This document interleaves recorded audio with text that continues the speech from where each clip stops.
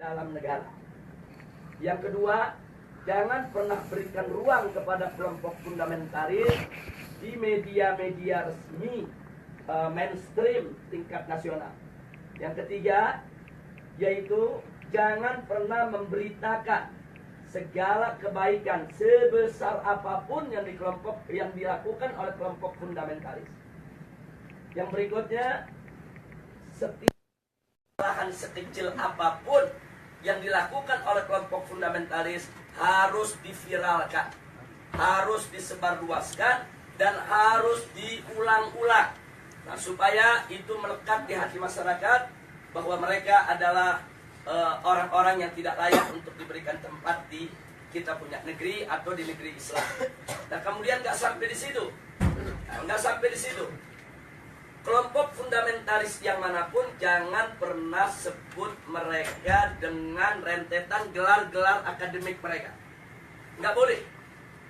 Apakah itu gelar-gelar kehormatan di tengah masyarakat atau gelar akademik, profesor, doktor, dan lain sebagainya. Jangan. Cukup sebut namanya aja untuk mengopinikan di masyarakat bahwa kelompok fundamentalis itu kuper, bodoh, tidak berpendidikan, tidak punya gelar, nggak ngerti dunia akademik, dan seterusnya. Jadi cukup sebut nama mereka, tidak perlu diberikan embel-embel yang lainnya. Nah, kemudian nggak sampai di situ. Jadi masih banyak lagi yang mereka lakukan. Apa yang kita alami saat ini di kita punya negeri. Nah, bagaimana para habaib, para ulama kita, bagaimana tokoh-tokoh kita di Majelis Ulama Indonesia, yaitu mereka kerdilkan, mereka kecilkan, mereka recehkan, mereka hina-hina, bahkan mereka mencoba mencari kesalahan-kesalahan, bahkan kalau nggak ada kesalahan, kan buatlah fitnah-fitnah yang bisa diterima oleh masyarakat tentang mereka. Dan ini akan mereka lakukan terus. Jadi artinya bagaimana cara menghabisi kelompok fundamentalis?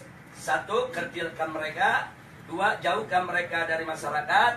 Kemudian ketiga, yaitu bidik daripada para tokohnya. Kalau bisa dirangkul, dirangkul. Kalau nggak bisa dirangkul, dipukul. Bisa dipeluk, dipeluk. Nggak bisa dipeluk, digebuk. Nah, jadi ini yang mereka lakukan. Nah, baik, sekarang yang kedua. Lalu bagaimana dengan kelompok modernis? Kelompok modernis bagi mereka yaitu statusnya aman. Bagi mereka statusnya aman. Nah, aman, statusnya aman, sehingga perlu diberikan ruang. Diberikan ruang publik, diberikan ruang media, diberikan ruang dalam sistem pemerintahan, perlu didengar suaranya. Dan kalau ada dari mereka yaitu punya kesalahan, tutup itu kesalahan, jangan diviralkan. Kalau mereka melakukan kebaikan, sekecil apapun kebaikan, maka itu harus diviralkan dan harus disebarluaskan. Dan penyebutan nama mereka harus lengkap dengan segala macam rentetan gelarnya, gelar kehormatannya, dan seterusnya, dan seterusnya.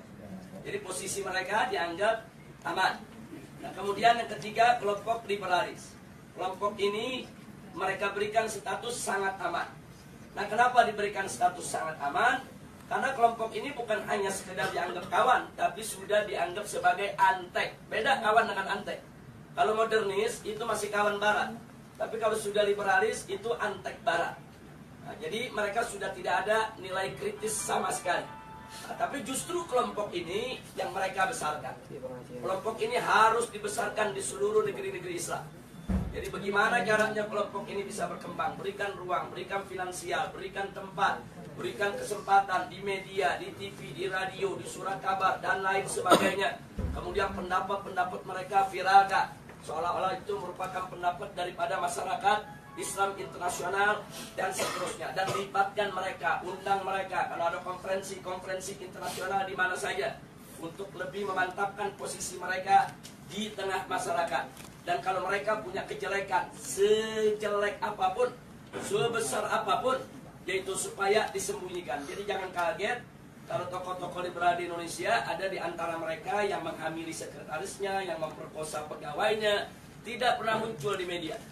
Jadi semua harus ditutup, tidak boleh.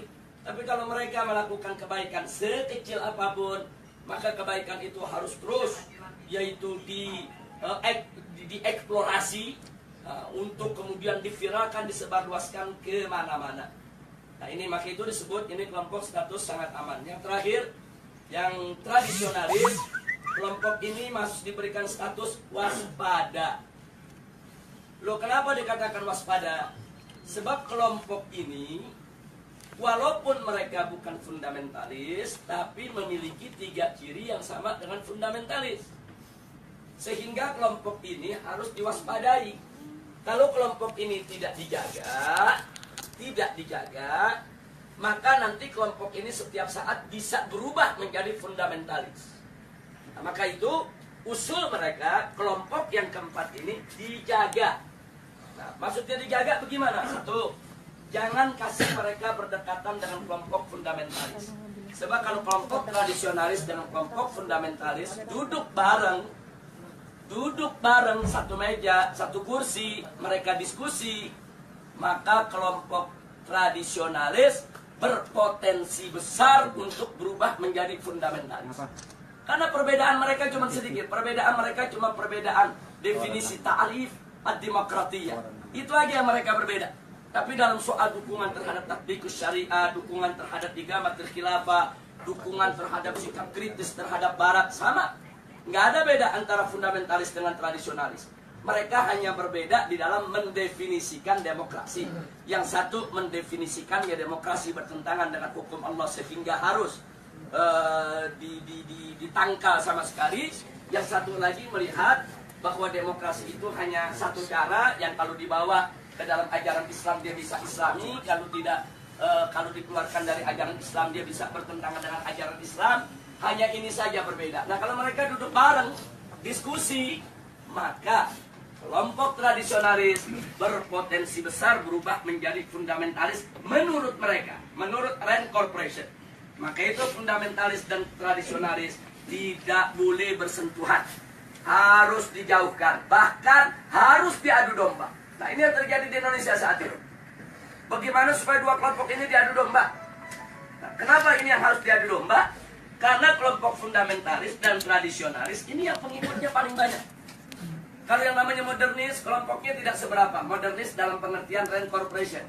Apalagi liberalis. Mereka nggak seberapa. Mereka punya basis massa. Kita bicara basis massa akar rumput. Nah, yang memiliki basis massa akar rumput yang sangat kuat hanya kelompok fundamentalis dan kelompok tradisionalis. Maka itu kalau ini bersatu, ini akan menjadi satu kekuatan umat Islam yang maha dahsyat, yang bisa merontokkan kekuatan mereka, sehingga mereka akan melakukan berbagai macam upaya bagaimana dua kekuatan ini untuk tidak bersatu. Nah, itulah sebabnya aksi 212 di mata mereka ini merupakan persatuan antara fundamentalis dan tradisionalis.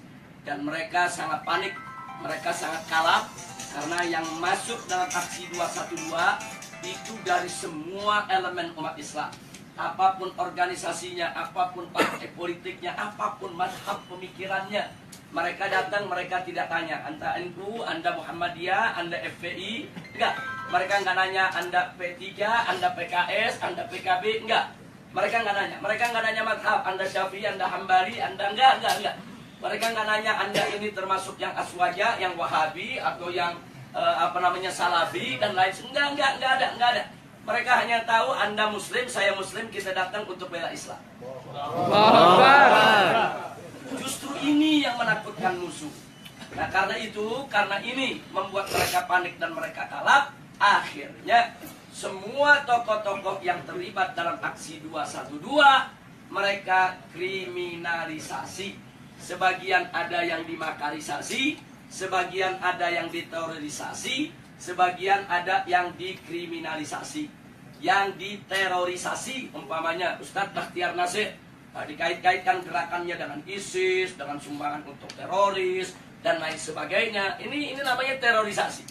Nah, sedangkan makarisasi seperti Kiai Khattah, Muhammad Al-Khattah yang saat ini ditahan dan dipenjara. Nah, ini dikait-kaitkan dengan inilah gembong yang membuat makar, inilah yang ingin menggulingkan pemerintah dan lain sebagainya. Ini namanya makarisasi. Nah, sedangkan kriminalisasi, aneka ragam tindak yang dianggap pidana itu dinisbahkan kepada para aktivis kita. Nah, jadi sekali lagi bahwa langkah-langkah kriminalisasi, kemudian makarisasi, terorisasi Ini merupakan jalan yang mereka ambil saat ini untuk membuyarkan kesatuan daripada umat Islam. Maka itu saya minta kepada segenap umat Islam, khususnya kepada thalabah yang ada di Madinah ini, khususnya secara istimewa adalah antum semua, baik mukimin maupun pekerja dan lain sebagainya. Yuk kita rapatkan barisan, dan yuk mari sama-sama kita aktif di dalam perang opini. Jadi jangan pernah kita lalai. Jadi jangan lupa, ini handphone yang Anda pegang ini di zaman sekarang bisa menjadi senjata yang luar biasa. 3-4 tahun yang lalu, itu manakala gerakan kita digembosi oleh televisi mainstream yang ada di Indonesia, kita nggak berkutik. Digembosi koran, digembosi majalah, digembosi televisi, kita tidak berkutik. Kenapa? Karena saat itu media televisi adalah media yang paling kuat, adidaya, paling berkuasa untuk membentuk opini. Nah, sementara yang memiliki televisi itu hanya konglomerat. Nah, mereka yang punya uang banyak, karena operasional untuk sebuah televisi itu bisa ratusan miliar. Nah, jadi kita nggak berkutik. Jadi semua opini di kita punya negeri itu dibentuk oleh para konglomerat yang pemilik daripada televisi tersebut. Tapi alhamdulillah 3 tahun terakhir, nah, ini ada perubahan, terobosan teknologi yang luar biasa. Munculnya WA, Instagram, kemudian medsos yang lainnya. Ini membuat bahwa penguasaan opini tidak lagi didominasi oleh konglomerat. Bahkan masyarakat biasa cuma modal handphone, beli pulsa di Indonesia 5.000 perak, dia bisa bikin opini. Modal 5.000 perak, foto sana, foto sini, rekam sana, rekam sini. Mereka viralkan dari grup ke grup. Bahkan kadang-kadang banyak orang mendapatkan berita lebih dulu dari WA ketimbang dari TV. Lebih dulu dari WA ketimbang dari radio. Lebih dulu dari WA ketimbang dari majalah dan koran. Nah, ini luar biasa. Artinya apa? Dalam kondisi yang seperti ini, alhamdulillah umat Islam ini pandai menggunakan kesempatan. Jadi kita lihat secara tidak direncanakan, tidak ada rapatnya, tidak ada musyawarahnya, tidak ada pendaftarannya, tahu-tahu muncul Laskar Cyber Muslim. Netizennya nggak main-main itu, yang mendukung itu. Itu kalau ada satu akun menyerang Islam, itu bisa ada jutaan akun nyerang balik kepada bersangkutan. Jadi artinya ini kan nggak ada kan kantor Laskar Cyber Muslim, nggak ada. Siapa pemimpinannya, ketua umum Laskar Cyber Muslim, nggak ada. Ini muncul begitu aja di dunia media. Tapi jangan lupa, justru Laskar inilah yang berjasa besar dalam setiap aksi bela Islam yang ada di Indonesia. Jadi mereka yang memviralkan berita, mereka yang buat pertahanan opini, mereka yang bentuk opini. Kalau ada opini-opini buruk terhadap para ulama, para kiai, mereka yang memendung, mereka yang hantam balik, dan seterusnya. Dan kekuatan mereka dahsyat. Itu kalau dihitung daripada frekuensi yang ada di dalam medsos, itu kekuatan netizen yang ada di Laskar Cyber Muslim ini lebih dari 2 juta orang. Jadi nggak main-main, mereka bisa bentuk opini. Nah, ini yang mesti kita jaga, ini yang mesti kita satukan. Nah, makanya di negeri kita, Indonesia, sekarang begitu mereka kalang kabut melihat serangan medsos, mulailah ada undang-undang untuk membatasi medsos, bikin aturan-aturan supaya medsos nggak sembarangan. Iya, karena mereka kalah. Kalau mereka menang, mereka nggak bikin aturan. Sama dengan kemarin di Jakarta, pada saat ada pilkada, begitu mereka kalah spanduk, KPU bikin aturan, di putaran kedua tidak boleh ada spanduk, karena udah kalah spanduk. Loh, kenapa bisa kalah? Karena di masyarakat Jakarta, secara sendiri-sendiri, bukan dibayar oleh calon gubernur, mereka bikin spanduk di mana-mana. Jadi spanduk calon yang seberang sana kalah banyak, akhirnya bikin aturan nggak boleh ada spanduk. Nah, jadi seperti itulah cara mereka. Pokoknya mana yang kira-kira merugikan mereka, mereka bikin aturan nggak ada. Jadi mereka berani berbuat curang secara terang-terangan. Jadi kalau pilpres sebelumnya ada serangan fajar, kemarin ini saya sebut bukan serangan fajar, tapi serangan barbar. Loh, kenapa saya sebut serangan barbar? Mereka nggak tanggung-tanggung nyerangnya pagi, siang, sore, malam, terang-terangan. Di Jakarta ada hujan sembako banjir duit luar biasa. Nah, jadi memang itu peristiwa luar biasa, tapi alhamdulillah Rabbuna yansurul muslimin. Amin. Wahidul muslimin fi Indonesia walhamdulillah ala barakatillah subhanahu wa ta'ala. Allah masih memberikan kemenangan kepada kita sampai saat ini. Amin. Sebelum saya akhiri, mungkin nanti ada yang ingin menambahkan atau ada ingin bertanya atau minta penjelasan. Maka di sini yang ingin saya ingatkan adalah bahwa persatuan ini penting. Allah subhanahu wa ta'ala qala wa'tasimu bihablillahi jami'a wa la tafarraqu. Jadi al-i'tisam bihablillah ini luar biasa. Ini daruri. Jadi kita harus bersatu dalam iman, bersatu dalam Islam, bersatu dalam ihsan, bersatu di dalam penegakan hukum Allah subhanahu wa ta'ala. Wa la tafarraqu, dan jangan sekali-kali kamu bercerai. Jangan lupa bahwa persatuan itu bukan hanya sekedar sumber kekuatan, tapi persatuan itu juga merupakan sumber pertolongan Allah. Di mana kita tahu An-Nabi alaihi salatu wassalam alaikum bil jamaah fa inna yadallahi ma'al jamaah. Jadi wajib atas kamu sekalian, yaitu berjamaah, bersatu, bersaudara, yaitu berjuang bersama. Nah, kenapa? Karena memang pertolongan Allah itu ada pada kebersamaan. Jadi pada saat kita bersama, kita bersatu, nggak usah khawatir, segala kesulitan akan menjadi mudah. Kenapa? Karena di situ ada keberkahan, di situ ada pertolongan Allah subhanahu wa ta'ala. Dan kalau Allah sudah menolong, tidak ada satu kekuatan pun yang bisa menghalanginya. Nah, saya berbagi pengalaman sedikit sebelum saya akhiri. Pada aksi bela Islam yang pertama, kita tidak ada gangguan. Tidak ada gangguan dari aparat, tidak ada gangguan dari pemerintah, karena itu merupakan aksi bela Islam pertama yang mereka nggak sangka jumlah yang akan datang. Jadi begitu itu digelar dengan mudah, tanpa halangan, tanpa gangguan, yang hadir antara 300 sampai 400-an ribu, mendatangi reskrim Mabes Polri, tapi justru setelah itu pemerintah jadi waspada. Begitu kita umumkan aksi bela Islam 2, mulailah gangguan-gangguan datang. Jadi mereka hadang, mereka halangi, mereka gembosi, menjelang daripada aksi 4.11. Tapi ternyata penggembosan itu gagal. Jadi walaupun mereka gembosi, tapi pada akhirnya aksi 4.11 itu dihadiri tidak kurang hampir 4 juta orang, 3,5 juta ya. Nah, jadi perhitungan itu dihitung dengan per meter daripada lokasi, 1 meter itu berapa orang, bisa ditempati oleh manusia, kemudian panjang itu berapa, lebar berapa, tempat-tempat lokasi yang diisi berapa. Jadi perhitungannya sangat matematis. Perhitungannya sangat matematis. Nah, kemudian setelah 4.11 digelar, ternyata memang umat yang datang begitu banyak, pemerintah lebih berhati-hati. Begitu diumumkan 212, mereka mulai secara terang-terangan melarang. Waktu 4.11 masih nggak terang-terangan, masih himbauan-himbauan. Tapi begitu 212, jelas-jelas mereka melakukan larangan, bahkan teror dan intimidasi. Jadi pesantren-pesantren didatangi, kiai-kiai didatangi, dibujuk, dirayu supaya tidak turun dengan berbagai macam iming-iming. Dan kalau yang nggak mau, tetap mau turun juga, mereka teror, mereka intimidasi, mereka takut-takuti dan lain sebagainya.